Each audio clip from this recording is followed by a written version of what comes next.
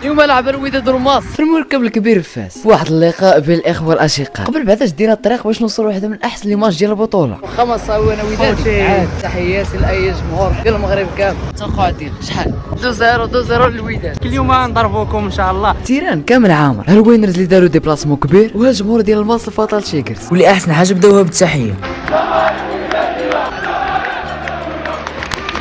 الميطه الاولى كانت ما بين وبين الماس شاد الكره، الوداد كتحاول تمارك، ولكن القضيه كانت صعيبه ماشي بحال الشوط الثاني. فين داك شويه ديال الدور اللي كان في اللعابه ديال الوداد تحيد كامل. في الماس شدوا كره مع وحده كتضيع هنا غتماركا الاخرى لهي، حتى جا البيت ديال الماس الاول اللي ما يمكنش كيفاش تماركا.